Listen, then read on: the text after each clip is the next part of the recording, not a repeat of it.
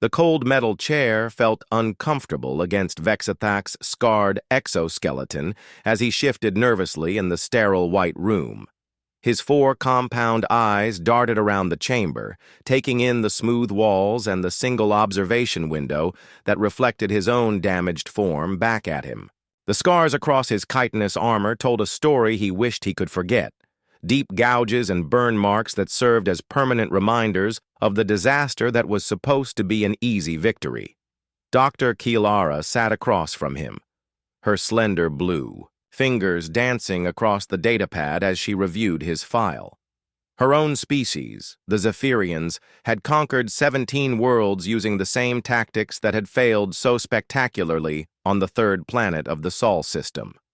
The routine should have been simple: orbital bombardment, ground invasion, occupation, integration into the Zephyrian Empire. Instead, Vexathak found himself in this psychological evaluation chamber, one of only 300 survivors from a fleet that had numbered 15,000. The military psychologist looked up from her notes, her large silver eyes studying his posture with professional interest.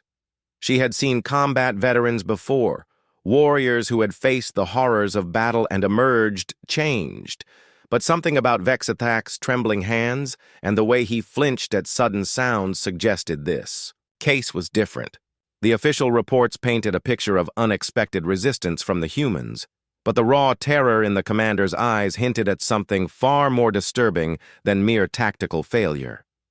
Vexathak had been part of the elite Crimson Guard, warriors trained from birth to lead planetary invasions with ruthless efficiency. His service record showed 43 successful campaigns across 12 star systems, each one following the predictable pattern that had made the Zephyrian Empire the dominant force in this sector of the galaxy. Primitive civilizations fell within days once their communication networks were disrupted and their major population centers were reduced to rubble. The humans should have been no different. The intelligence reports had been thorough and reassuring. Earth's third planet harbored a species that had barely achieved faster-than-light communication, let alone travel. Their weapons were crude kinetic projectiles and chemical explosives. Their military organization appeared fractured into competing nation-states that seemed more interested in fighting each other than presenting a united defense. The planet's largest population centers were built above ground with minimal hardening against orbital bombardment. Every strategic analysis had concluded that human resistance would collapse within 72 hours of initial contact. Dr. Kilara activated her recording device and leaned forward slightly. The soft hum of the machine seemed to make Vexathak even more nervous, as he realized his words would become part of the permanent military record. His mandibles clicked together in the Zephyrian equivalent of a nervous habit as he struggled to find words for experiences that defied rational explanation. The invasion had begun according to plan. The Third Fleet had emerged from hyperspace at the edge of the Sol system, their massive battleships and troop carriers forming the standard attack formation that had intimidated dozens of civilizations into immediate surrender. The humans had detected their arrival within minutes, just as expected, and their primitive radio communications had filled with panicked chatter as their various governments tried to coordinate some kind of response. Vexathak remembered the confidence he had felt as the fleet moved toward Earth. The orbital bombardment platforms had locked onto major population centers while the troop ships prepared their assault shuttles. Intelligence indicated that the humans had no effective anti-spacecraft weapons, no orbital defenses, and no unified command structure capable of mounting serious resistance. The operation was scheduled to be completed in time for the fleet to return home for the Harvest Festival. The first sign that something was wrong had come during the initial bombardment. The plasma cannons had targeted what appeared to be major military installations and population centers, reducing them to smoking craters as expected. But instead of the mass surrender transmissions that usually followed such demonstrations of superior firepower, the human communication networks had simply gone silent, not destroyed, not panicked, just quietly efficient as if they had been expecting this exact scenario. When the troop ships had launched their assault shuttles toward the planet's surface, they had encountered the first surprise. The humans had not remained in their damaged cities, waiting to be conquered. Instead, they had disappeared underground into tunnel systems and hardened bunkers that the orbital surveys had somehow failed to detect. The landing zones that intelligence had identified as strategically important turned out to be empty fields and abandoned structures. Vexthak's voice cracked slightly as he described the moment his own landing craft had touched down in what the humans called Colorado. His unit of 60 elite warriors had expected to secure a major population center and begin processing civilians for relocation. Instead, they found themselves in a landscape that seemed completely deserted, but somehow felt dangerous. The silence was wrong, too complete, as if the planet itself was holding its breath.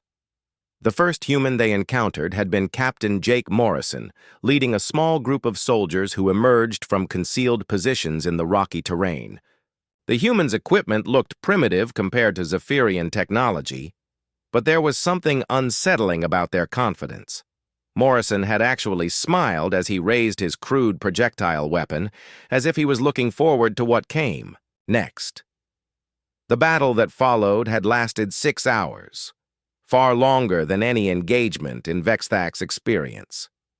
60 Zephyrian warriors, armed with plasma weapons and protected by personal energy shields, should have overwhelmed 12 humans carrying kinetic rifles and improvised explosives. Instead, the humans had turned the terrain itself into a weapon, using their knowledge of the local geography to create ambush points and escape routes that the invaders couldn't predict or counter. Morrison's team had seemed to appear and disappear at will, striking from unexpected angles and then melting back into cover before the Zephyrians could respond effectively. They used the rocks and vegetation as camouflage, their earth-toned uniforms blending perfectly with the environment while the invaders' advanced armor made them obvious targets. Worse, the humans seemed to be enjoying themselves, calling out taunts and challenges in their harsh language while they systematically reduced the Zephyrian force. By the time reinforcements arrived, only 18 members of Vexthak's unit remained. Combat effective. The humans had vanished as suddenly as they had appeared, leaving behind 12 dead Zephyrians and a growing sense of unease among the survivors. This was not how conquests were supposed to proceed, and the implications of that first engagement would echo through every subsequent battle of the campaign. Dr. Kailara made notes as Vexthak's account ended, already recognizing that this debriefing was going to challenge everything the Zephyrian military thought it knew about warfare. Dr. Kailara watched as Vexthak's breathing became more rapid, his chitinous plates clicking together in distress as he prepared to continue his account. The commander's 4 eyes had taken on a distant look, as if he was seeing something far beyond the sterile walls of the debriefing chamber. His mandibles worked silently for several moments before he found his voice again, and when he spoke, the words came out in a rush as if he needed to expel them before they poisoned him from within. The ground invasion of the human region called. Colorado had proceeded according to standard Zephyrian doctrine for the first 12 hours. Dropships had deployed troops at strategic locations while orbital platforms maintained communication jamming and provided fire support when requested. The humans had offered no organized resistance during the initial landing phase, and reconnaissance drones reported abandoned settlements and empty roads stretching for kilometers in every direction. Vexthak had been confident that the local population had fled deeper into the continent, following the pattern observed on other conquered worlds. His battalion had been assigned to secure a large human settlement that intelligence identified as a commercial and transportation hub. The structures were primitive but substantial, built from concrete and steel in the inefficient above-ground style that most species favored before developing proper underground cities. The first indication that something was terribly wrong had come when Sergeant Amy Rodriguez and her squad had made contact with his advance units. The human soldiers had not attempted to flee or surrender when confronted by superior Zephyrian forces. Instead, they had opened fire immediately, using weapons that appeared crude but proved devastatingly effective against alien armor designed to deflect energy beams rather than high-velocity metal projectiles. Rodriguez herself had been something that haunted Vex Thak's dreams. She was smaller than most Zephyrian warriors, her primitive equipment held together with tape and improvised modifications, but she moved through combat with a fluid grace that spoke of years of experience. Her dark eyes had held no fear when she looked at the alien invaders, only a cold calculation that made Vex Thak's chitin crawl with unease.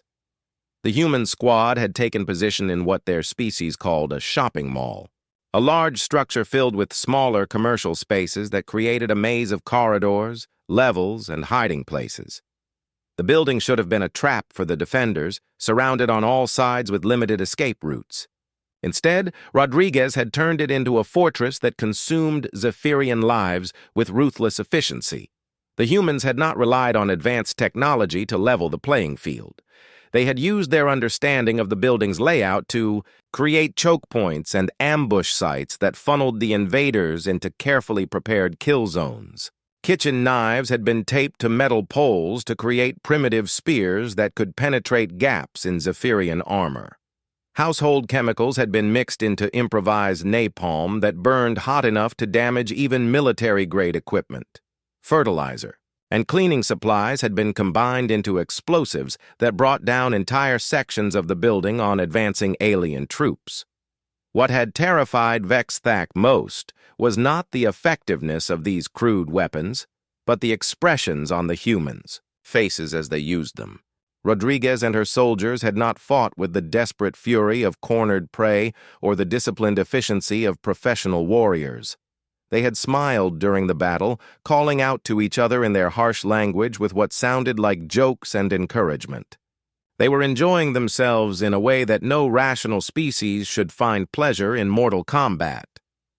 The horror had escalated when Private Danny Walsh had single-handedly destroyed 3 Zephyrian hover tanks using nothing but climbing equipment and magnetic mines. The young human had somehow scaled a vertical cliff face while plasma bolts and explosive shells filled the air around him. His species' primitive equipment should have made such a climb impossible under combat conditions, but Walsh had moved up the rock wall with the confidence of someone who had been doing such things since childhood. Vex Thak had watched through his binoculars as the human soldier rappelled down behind the Zephyrian armor column, moving with a grace that defied the laws of physics as understood by most galactic civilizations. Walsh had attached his explosives with surgical precision, timing the detonations to cause maximum damage while ensuring his own escape route remained clear. The tanks had been reduced to smoking metal in less than 10 minutes. When finally cornered and captured, Walsh had not begged for mercy or attempted to negotiate. Instead, he had laughed with genuine amusement and asked his captors if they wanted to see what else he could do with the remaining equipment in his pack. The young human's confidence had been so complete that several Zephyrian soldiers had actually stepped backward, afraid of what other surprises he might have prepared. The situation had become even more disturbing when human civilians joined the fighting. The Zephyrian military had protocols for dealing with organized resistance forces and even primitive armies, but they had no experience with entire populations that refused to be conquered. Elderly humans who should have been seeking shelter had instead modified their personal vehicles into mobile weapon platforms. Children who should have been hiding had served as messengers and scouts for the resistance forces. Vex Thak's voice broke as he described Betty Clark, a human grandmother who had somehow converted her civilian transport into a rolling fortress armed with improvised weapons and armor plating. The elderly female had destroyed an entire Zephyrian supply convoy by herself, using tactics that combined reckless courage with intimate knowledge of local roads and terrain. When finally confronted by a full squad of alien warriors, she had detonated her vehicle rather than surrender, taking 4 Zephyrians with her in the explosion. The psychological impact on the invading forces had been devastating. Zephyrian doctrine assumed that civilian populations would seek safety while military forces provided organized resistance. On Earth, every human seemed to be a potential combatant, regardless of age, gender, or apparent physical capability. Children as young as 10 years old had been observed building improvised weapons and setting traps for alien patrols. Elderly humans had proven surprisingly effective at intelligence gathering and sabotage operations. Dr. Kyle Ara interrupted the account to ask about human military organization, trying to understand how such widespread resistance could be coordinated without advanced communication systems. Vexthak explained that the humans seemed to operate on principles that defied standard military logic, with small groups acting independently, but somehow supporting larger strategic objectives without centralized command. The terror in his voice became more pronounced as he described how the humans had begun to adapt to Zephyrian tactics within hours of first contact, modifying their weapons and strategies based on direct observation of alien capabilities. They learned faster than any species in recorded galactic history, turning each encounter into a lesson that improved their effectiveness in subsequent battles. The invasion force that had expected to crush primitive resistance in a matter of days found themselves locked in brutal urban combat against an enemy that refused to acknowledge the reality of technological superiority. The trembling in Vexthak's hands became more pronounced as he reached the part of his story that had broken his faith in Zephyrian military superiority. Dr. Kielara noticed how his compound eyes kept darting toward the door, as if part of him still expected human soldiers to burst through and continue the nightmare that had begun on Earth. His voice dropped to almost a whisper when he began describing the battle for the human settlement called Phoenix, an engagement that had lasted 8 days and cost the lives of 3,000 Zephyrian warriors. Colonel Lisa Martinez had been in command of the human defense, and intelligence reports had dismissed her as a minor threat due to her species' apparent lack of advanced military technology. The assessment had proven catastrophically wrong within hours of the first assault on her position. Martinez had somehow transformed an entire city into a 3-dimensional battlefield where every street, building, and underground tunnel became part of a coordinated defense network that defied conventional tactical analysis. The humans had used their own infrastructure as weapons in ways that no other species had ever imagined. Buildings that appeared to be civilian structures had been rigged with explosives that could bring them down on advancing Zephyrian forces at precisely the right moment. The timing had been perfect, suggesting a level of coordination that should have been impossible without advanced communication systems that the humans supposedly did not possess. Vexthak described how entire city blocks had been flooded when the humans opened their water management systems at strategic moments, turning underground passages into death traps for alien soldiers who had been seeking cover from orbital bombardment. The water had not been clean, but mixed with chemicals that burned through Zephyrian equipment and made the flooded areas uninhabitable, even for troops wearing sealed armor. The subway system beneath Phoenix had become a nightmare maze where human defenders appeared and disappeared like ghosts, using maintenance tunnels and service corridors that did not appear on any map the invaders possessed. Martinez had somehow created a network of hidden passages that allowed her forces to strike anywhere in the city within minutes, then vanish before Zephyrian reinforcements could respond. What had truly shattered Vexthak's understanding of warfare was discovering human soldiers who had been fighting continuously for days without rest, medical treatment, or adequate supplies. Major Rick Thompson had continued commanding his unit despite losing his left arm to a plasma blast during the 3rd day of battle. The human had wrapped the wound with fabric torn from his uniform and returned to combat as if the injury was merely an inconvenience. The field medicine practiced by human forces defied everything the Zephyrians understood about biological limitations. Soldiers with wounds that should have been fatal were patched together with tape, drugs, and sheer determination, then sent back into battle. Thompson himself had been coordinating defensive positions, while blood loss should have rendered him unconscious. His pale face grim, but his voice steady as he directed his troops through their communication devices. Dr. Kylara interrupted to ask how such primitive medical techniques could keep warriors functional under those conditions. Vexthak explained that the humans seemed to operate on different principles entirely, using stimulant drugs and pain suppressors that allowed them to function far beyond what should have been physically possible. Their medical personnel worked miracles with basic supplies, keeping soldiers operational when they should have been evacuated for proper treatment.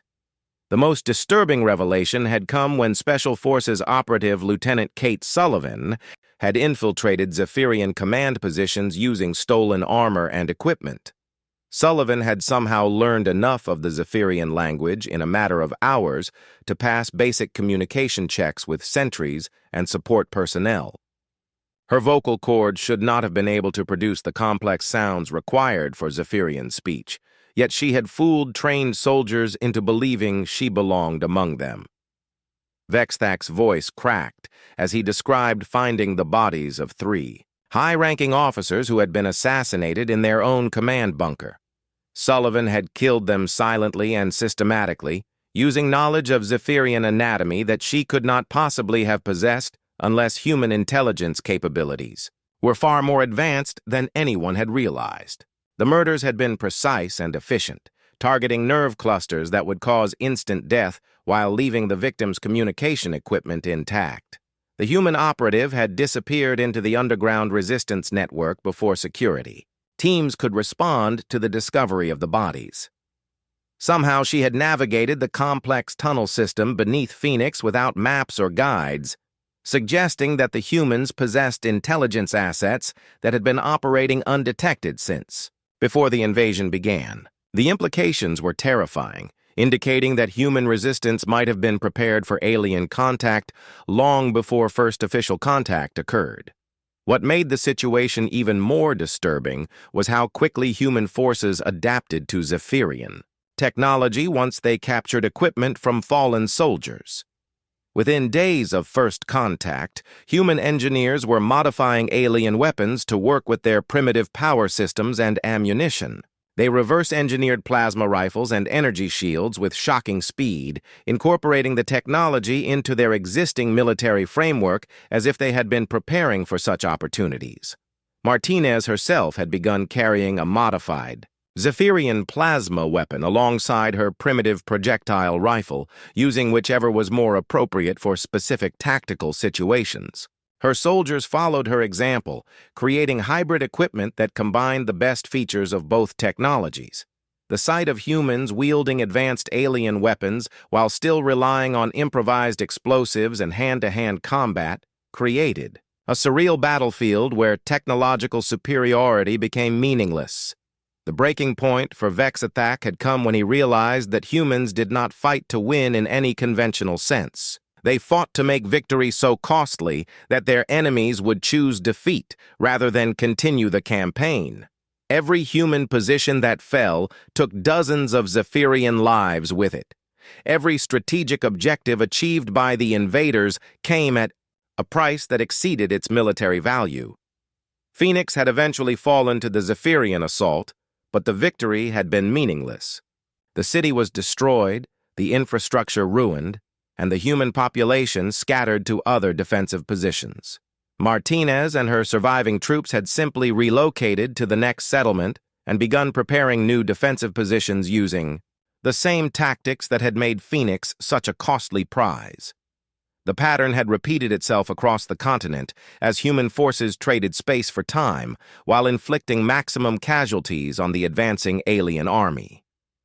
Each engagement taught the humans more about Zephyrian capabilities while costing the invaders resources they could not afford to lose. The tactical situation had gradually shifted from conquest to mere survival, as the alien forces found themselves trapped in an endless series of battles against an enemy that refused to be defeated. Dr. Kylara made careful notes as Vexthak's Account revealed the fundamental miscalculation that had doomed the invasion from the beginning. Vexthak's entire body shuddered as he prepared to describe the aspect of human warfare that had broken the minds of his fellow soldiers even more than the physical combat. Dr. Kil'ara leaned forward with professional interest as she noticed how the commander's breathing had become irregular, his compound eyes dilating with remembered terror at memories that clearly disturbed him more than direct battle. The psychological warfare employed by human forces had been unlike anything in recorded galactic military history. Where other species used fear as a byproduct of superior firepower or tactical advantage, humans had weaponized terror itself, turning the very concept of warfare into a tool that attacked the minds of their enemies as much as their bodies. The effect on Zephyrian forces had been devastating in ways that no amount of physical casualties could explain. Corporal Alex Chen had somehow penetrated the supposedly secure Zephyrian communication networks within the first week of the invasion. The alien encryption systems that had protected military communications across 17 conquered worlds had proven useless against human ingenuity and determination. Chen had not simply monitored alien transmissions, but had taken active control of communication channels at critical moments during battles. Vexthak described how his unit's tactical communications had suddenly filled with sounds that no Zephyrian throat could produce. Human voices had screamed across the radio frequencies, producing what they called war cries and battle songs that seemed designed to inspire terror rather than coordinate military action. The sounds were primitive and savage, unlike the disciplined communication protocols that civilized species used during combat operations. Even worse had been what the humans called trash talk, a form of psychological attack that involved personal insults and threats delivered with casual confidence that suggested the speakers genuinely enjoyed the combat situation. Chen had somehow learned individual Zephyrian names and units, addressing alien soldiers personally through their own communication systems to deliver taunts and challenges that were both crude and surprisingly effective at destroying morale. The human ability to hack alien technology had extended far beyond simple communication interception. Commander Sophie Turner had led a deception campaign that created false intelligence reports within Zephyrian computer systems, making the invaders believe that Earth possessed defensive capabilities that did not actually exist. Turner's team had somehow inserted fake data into orbital reconnaissance systems, creating the illusion of hidden missile batteries and underground military installations that caused entire battalions to waste time and resources attacking empty locations. Holographic projectors captured from human installations had been modified and redeployed to make human forces appear larger and better equipped than reality suggested. Turner's psychological operations had created phantom armies that existed only as light and electronic signals, yet caused real Zephyrian commanders to request reinforcements and alter battle plans based on threats that were nothing more than sophisticated illusions. Dr. Kil'ara asked how such elaborate deceptions could be maintained without advanced technology, and Vexthak explained that human creativity seemed to thrive under impossible conditions. Turner and her specialists had used everything from simple mirrors to redirect sunlight to complex computer viruses that turned alien equipment against its users. They had created an entire parallel reality where human capabilities appeared far more dangerous than actual military assessments suggested. The breaking point for many Zephyrian soldiers had come when human interrogators began working with alien prisoners. Instead of the torture or execution that military doctrine prepared them to resist, captured Zephyrians found themselves subjected to something far more disturbing. The humans talked to them, engaged them in conversations that revealed the true scope of human military history and capability. Dr. Patricia Green had spent hours with each prisoner, explaining human civilization with the enthusiasm of a teacher sharing knowledge with interested students. She had shown them recordings of human wars against their own species, conflicts that had consumed entire continents and produced weapons capable of destroying all life on the planet. The footage had been educational rather than threatening, presented as simple historical fact rather than intimidation. Vexthak's voice dropped to barely above a whisper as he described watching those recorded human conflicts. The species that was fighting the Zephyrians with primitive weapons and improvised tactics had once deployed nuclear weapons against their own cities. They had developed biological warfare agents capable of targeting specific genetic markers. They had fought wars that lasted for decades, using increasingly sophisticated methods of destruction. The most terrifying revelation had been that humans were not using their most advanced weapons against the alien invaders. Green had explained that the current conflict was being fought with conventional forces because human governments wanted to study Zephyrian technology and tactics rather than simply destroy the invasion fleet. The primitive equipment and crude strategies that were proving so effective represented restraint rather than limitation. Human military history included conflicts where entire armies had been destroyed by single weapons. They had developed machines, capable of killing millions of their own species in minutes. They had created poisons that could contaminate vast areas for generations. Yet against the Zephyrian invasion, they were using rifles and explosives that their ancestors had perfected centuries earlier. Dr. Green had shown prisoners footage of human training exercises where soldiers practiced fighting in conditions that would kill most other species. They trained in Arctic environments where the cold would freeze Zephyrian blood. They trained in deserts where the heat would cook alien flesh inside advanced armor. They trained in underwater environments and at altitudes where the atmosphere could not support Zephyrian life. The psychological impact on alien prisoners had been complete and permanent.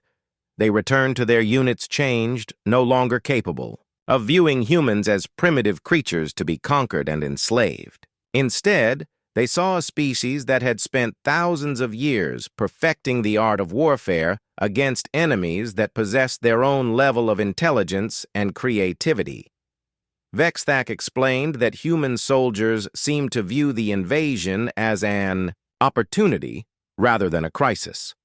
General Paul Davis had actually thanked captured Zephyrian officers for providing Earth with its first chance to test human military doctrine against an advanced alien civilization. The gratitude had been genuine, as if the humans appreciated the learning experience that the war provided. The revelation that humans had been fighting increasingly sophisticated wars against their own species for millennia had shattered Zephyrian assumptions about technological development and military capability. Every advancement in human science had been matched by advancement in human warfare.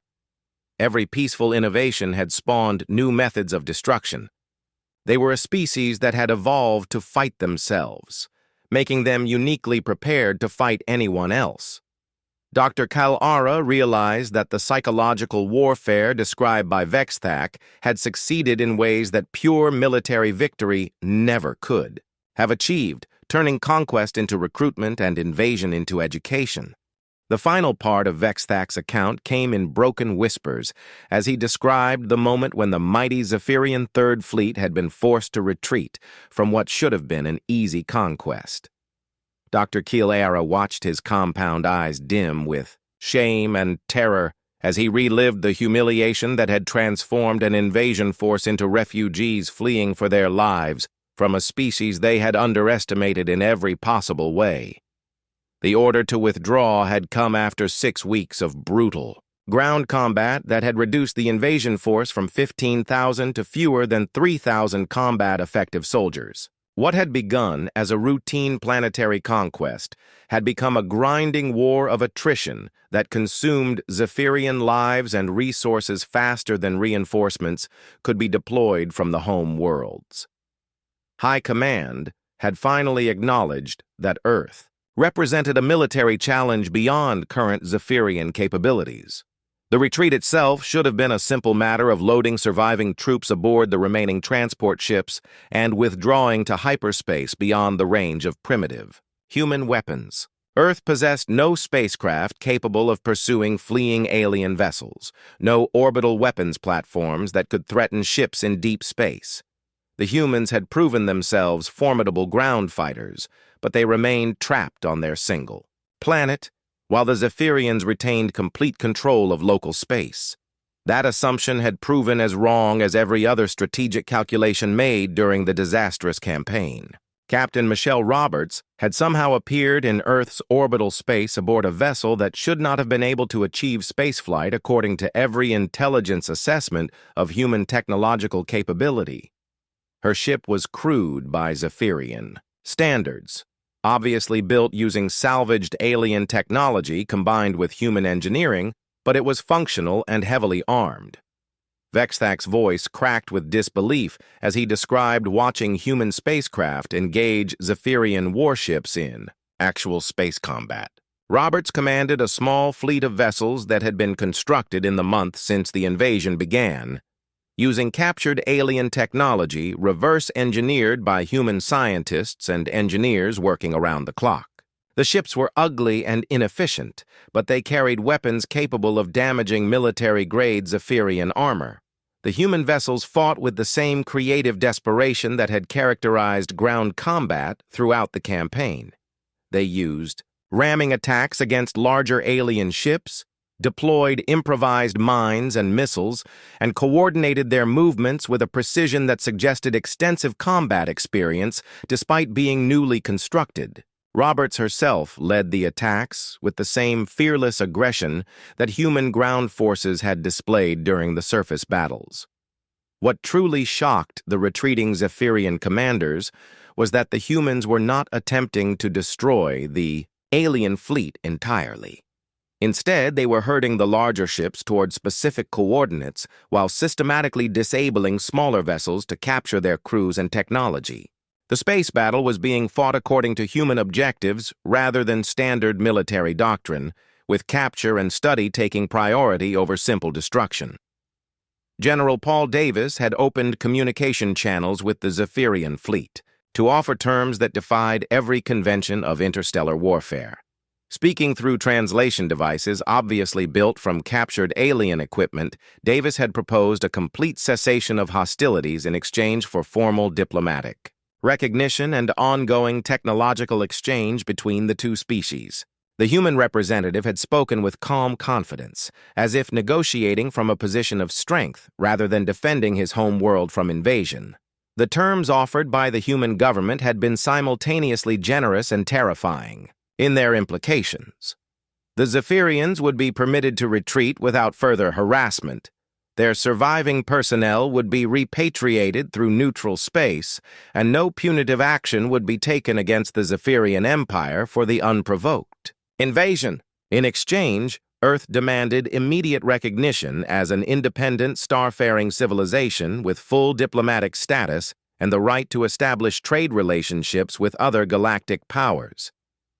Vexthak explained that Davis had made clear during the negotiations that humanity now knew about the existence of galactic civilization and intended to join it as an active participant rather than a conquered territory. The failed invasion had achieved the exact opposite of its intended purpose, transforming an isolated species into a potential major power with intimate knowledge of Zephyrian military capabilities and technology. The most disturbing aspect of the human negotiating position had been their obvious preparation for exactly this scenario. Davis and his staff had demonstrated detailed knowledge of galactic politics, trade routes, and diplomatic protocols that they should not have possessed. Human intelligence services had somehow gathered extensive information about interstellar civilization during the brief period of the invasion, suggesting capabilities far beyond anything the Zephyrians had anticipated. Dr. Kilara interrupted to ask how such rapid intelligence gathering could be possible, and Vexthak admitted that human information processing capabilities remained a mystery. They seemed able to extract and analyze vast amounts of data from captured equipment and personnel in impossibly short periods, then apply that knowledge with strategic precision that rivaled species with centuries of interstellar experience. The final humiliation had come when human ambassador Tony Williams arrived at the primary Zephyrian world just days after the fleet's return home. Williams traveled aboard one of the new human spacecraft, escorted by a small fleet that incorporated both captured alien technology and obvious human innovations. The speed with which Earth had developed interstellar travel capabilities suggested that human scientific advancement accelerated dramatically under pressure. Williams had presented credentials from something called the Terran Federation, a unified human government that had apparently emerged during the invasion period.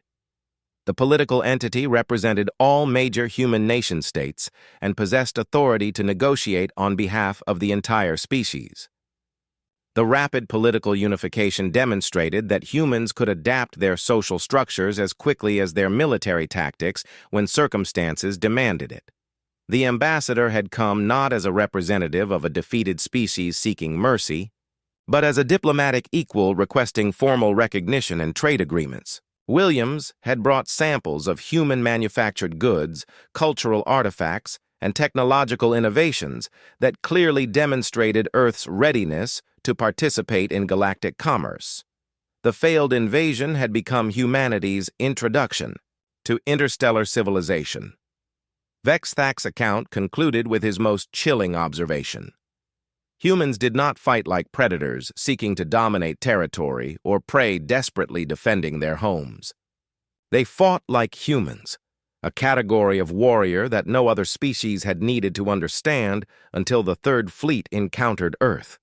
They approached warfare as a learning experience, a chance to test themselves against new challenges while acquiring knowledge and capabilities that would serve them in future conflicts. Dr. Kyle Ara closed her files as Vexthak finished speaking, already preparing the recommendation that would classify human space as permanently restricted territory. The Zephyrian military had accidentally created exactly the kind of opponent they were least equipped to handle, a species that viewed invasion as recruitment and conquest as education. The age of easy galactic expansion was over, and humanity had announced its arrival among the stars.